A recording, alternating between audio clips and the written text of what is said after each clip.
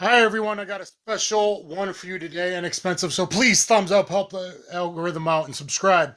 We got the HK45C, the HK45 Compact. Now I have all 10 rounders here. These could be turned back into 8 rounders that it comes with, but I like the capacity. I think this is the finest 45 caliber pistol ever made. Made originally, I believe, late 2004, 2005, going into early 2006 for the Joint Combat Pistol program that got scratched by the U.S. military, Marines, and U.S. Army joined together, and that got scrapped. But it's a good thing that that happened. This eventually got basically like this, basically adopted by SOCOM, specifically DevGru Navy SEALs, as the Mk24. I know it's not exact, but we'll get into that. So it's an 8+1, pretty thin, grip angle similar to a 1911. That's on purpose. Guys like Larry Vickers had a lot to do with it. And this is the LEM trigger. We'll get to that in a minute. So guys, it kind of just sat on the shelf after, the combat pistol, they switched the name in 2016 program, got dropped. But this is 8+1 or 10+1 with, these are called elephant shoes. Give you a little look, see, of the empty pistol. Yes, I know there's a magazine in, visually, physically inspected, empty pistol, fully ambidextrous pistol. And it's pretty thin. It's thinner than a Glock 30 or Glock 21, for instance. Glock 21, FN45, Ruger P345. Those were all competitors to 220 in the initial program. Now, eventually, late 2010, early 2011, Navy SEALs, SOCOM, adopted this as the Mk24. Now, the version they had was decocker only. Now, that's probably changed over time if we have time to get to it. But these were originally the 8-rounders, but couldn't find anything mags available because, the times that we're in. So added +2 bases. They're kind of heavy from aluminum, I'm assuming, from HK parts. Just managed to get the 10-rounders with the elephant shoes, OEM. As to which one prints more, don't really know. Took a look. This is a little more rounded, but I don't think it really makes a difference much. Anyway, guys, let's talk about the LEM. So the initial version, really most people have, is like a version 1 with a safety decocker. SEAL started with the decocker that eventually Air Force and Rangers kind of played with it later in 2011. This is the pistol that went, look at the business end, on the Bin Laden raid. Okay. Has phospho glow sights that are about to get changed out. So I'm going to talk about updating it with the stuff you see here, and then we'll do a full range review as well. So you got the releases here, guys, and most people use either the trigger finger or their middle finger on the primary side because you can't reach it with a thumb without rotating it. But of course, that also works if you're injured, shot in your arm or whatever. Fully ambi, slide releases, slide stops. Great pistols, even in DASA, though the DA pull on HKs are rather heavy. This is the LEM. Now, what the LEM means, law enforcement, management, whatever, trigger system, I don't know. Law enforcement module, I'm guessing. You take it up here, and look how light it is. Now, it's not about really heaviness. It's about length of pull on the trigger to not have negligent discharges. So this kind of does everything you need, especially for appendix carriers, to give you the safety. Like if you listen to Ernest Langdon, it gives you that safety because it's long, not necessarily because it's heavy. So this is totally light until you get to the wall.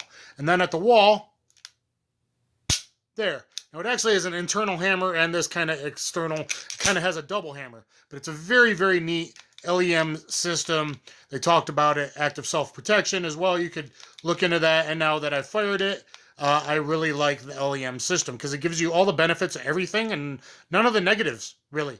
Because you just take this up, and that's going to help you in the shoot no shoot scenarios, especially if you're law enforcement. You might have to be on the trigger. He's got a knife, but you don't want to fire. You're here, and it's quick take up to there.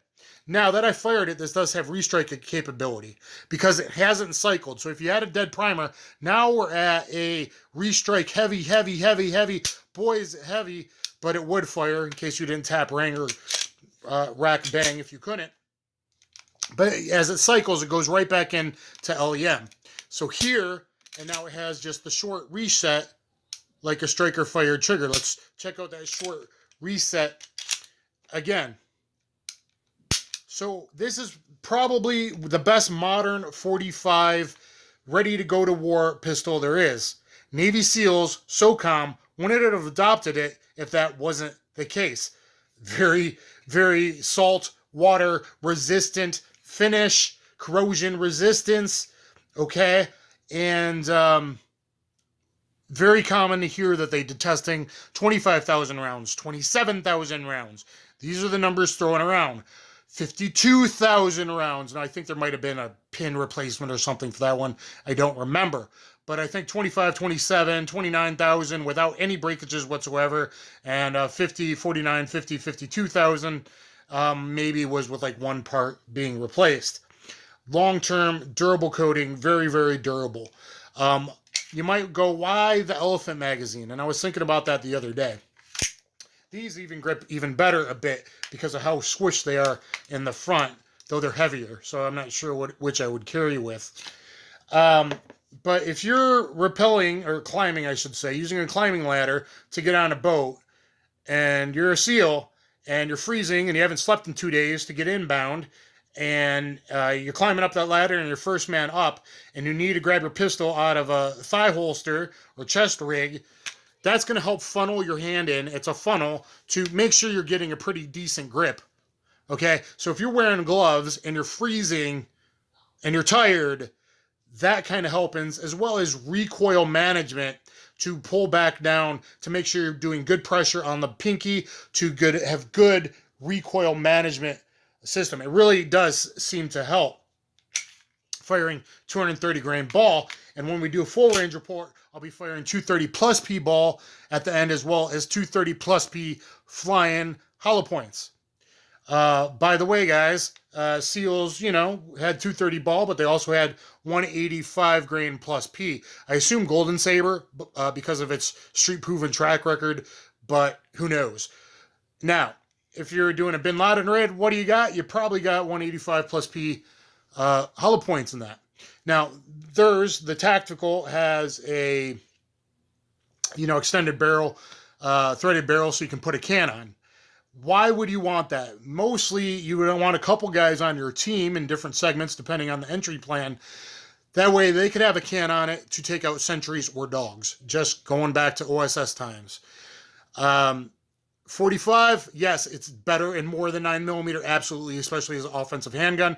I have a 45 versus 9mm. You will find out that ball does 62% more damage, and hollow points do 1.6 to 2.11 times more damage, comparing equal hollow points to equal hollow points, 45 and 9mm.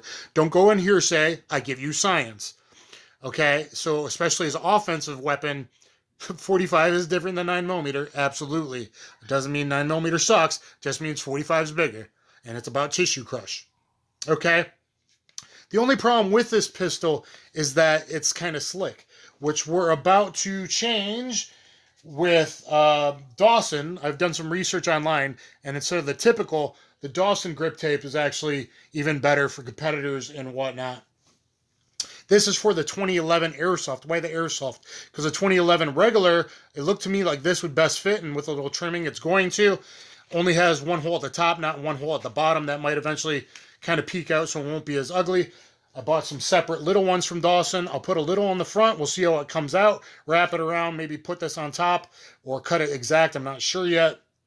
And just, cut off a little bit there. But it's very, very grippy, and that's going to solve all the issues. Like I said, it's a pretty thin grip. It's kind of, to me, I would call that a stack and a half. So it's not double stack like the Glock 30, 30S, 21. It's thinner. That's better. It's better for most people's hands. It's more ergonomic. It's a 1911 grip angle. Also, guys, uh, they may have very well. The reason why decock only, if there was 9mm seals, were using 226s, 228s at the time. If they knew they were going somewhere where they didn't have to hide, i.e. D45 brass, and that's kind of what it's about, they wanted the decocker because it was the same thing. Now that usually the 228s, I mean, they're still in service, but probably more beat up and probably grabbing Glocks when you have to be in a country with 9mm brass left behind. Glock 19s, and if they wanted some, they don't have to hide, they're being more offensive. SEALs and other SOCOM are still very much using this. Now, the glow sights are good, but to me, it's kind of too big in the rear, and it's kind of equal-sized dots. So to me, I'm having to reconfirm. I don't like the rear being so big.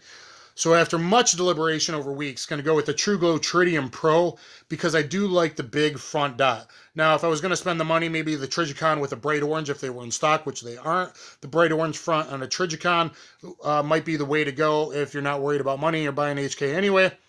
And not as distracting rears. Distracting rears are a problem for me. And back in the day, SEALs were coming, whether it was this or the tactical with the threaded barrel, they were throwing on Mepro lights from all the data I can find out. So, no, this isn't exactly a Mod 24 since it's the LEM, but it's a Mod 24, basically.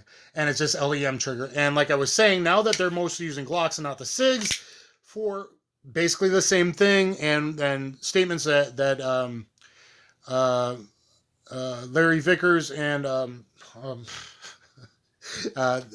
the other guy have made, they really like the LEM and think that's the ultimate. And I think light LEM is the ultimate as well. There was a heavy LEM version.